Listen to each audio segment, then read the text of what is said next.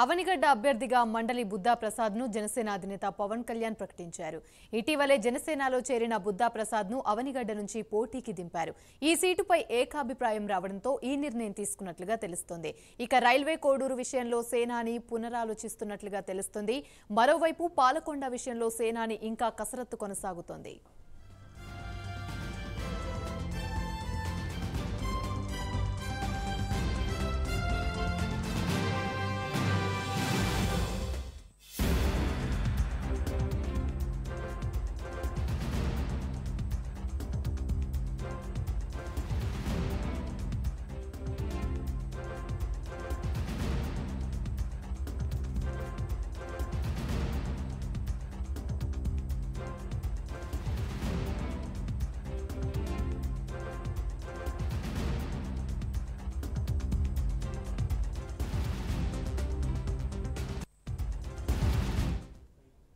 అవనిగడ్డ అభ్యర్థిగా మండలి బుద్దా ప్రసాద్ ను జనసేన అధినేత పవన్ కళ్యాణ్ ప్రకటించారు.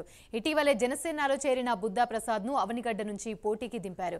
ఈ సీటుపై ఏకాభిప్రాయం రావడంతో ఈ నిర్ణయం తీసుకున్నట్లు తెలుస్తోంది. ఇక రైల్వే కోడూరు విషయంలో సేనాని పునరాలోచిస్తున్నట్లుగా తెలుస్తోంది. మరోవైపు పాలకొండ విషయంలో సేనాని ఇంకా కసరత్తు కొనసాగుతుంది. ఇదే అంశానికి సంబంధించి మరిన్ని వివరాలు మా ప్రతినిధి రాజేష్ లైవ్ ద్వారా మరిన్ని అప్డేట్స్ అందిస్తారు. రాజేష్, చెప్పండి.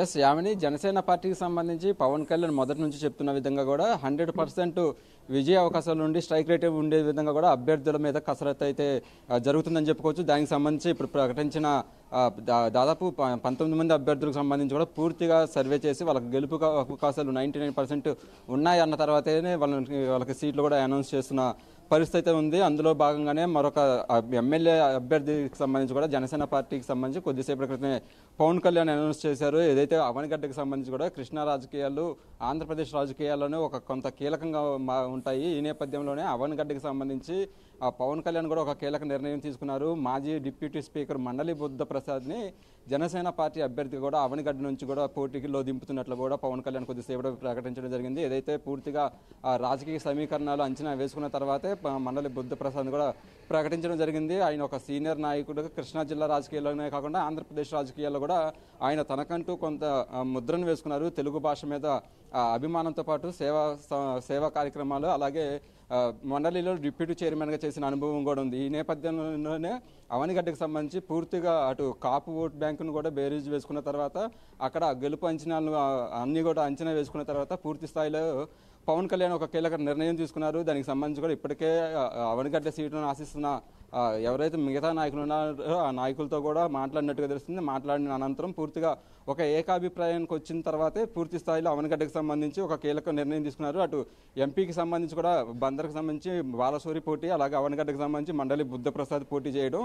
ఈ నేపథ్యంలోనే అవనిగడ్డ విజయ అవకాశాలు జనసేన పార్టీకి పూర్తిగా సంపూర్ణంగా ఉండే అవకాశాలు ఉన్నట్టుగా తెలుస్తుంది. ప్రధానంగా అవనిగడ్డకు సంబంధించి చూసుకున్నా కూడా కొంత కాపు ఓట్ బ్యాంకు ప్రభావితం ఈ ప్రాంతంలో ఎక్కువగా ఉంటుంది. అలాగే వంగవీటి మోహన రంగకు సంబంధించిన కొంతమంది అనుచరులు కావచ్చు, ఆయనకు సంబంధించిన కొన్ని జ్ఞాపకాలు కూడా అవనిగడ్డతో ఉన్న నేపథ్యంలో పూర్తి స్థాయిలో జనసేన పార్టీకి సంబంధించి పవన్ కళ్యాణ్ తీసుకున్న నిర్ణయం మీద ఇప్పుడు జనసేన నాయకులు పూర్తి స్థాయిలో సంతృప్తి అయితే వ్యక్తం చేస్తున్నారని చెప్పుకోవచ్చు. అవనిగడ్డ సీటును ఖచ్చితంగా జనసేన ఖాతాలో వేసుకుంటుందని కూడా అటు జనసేన పార్టీకి సంబంధించిన నాయకులు అయితే అనుకుంటున్న పరిస్థితులు అయితే కనిపిస్తున్నాయి. పూర్తి స్థాయిలో జనసేన పార్టీకి సంబంధించి ఏదైతే పవన్ కళ్యాణ్ పోటీ చేస్తున్న 21 ఎమ్మెల్యేలు అలాగే 2 ఎంపీ సీట్లకు సంబంధించి కూడా అభ్యర్థుల మీద పవన్ కళ్యాణ్ సుదీర్ఘంగా కసరత్తు చేస్తున్నారు. కసరత్తు చేసిన అనంతరమే గెలిచే అభ్యర్థులను అనౌన్స్ చేసుకుంటూ వస్తున్నారు.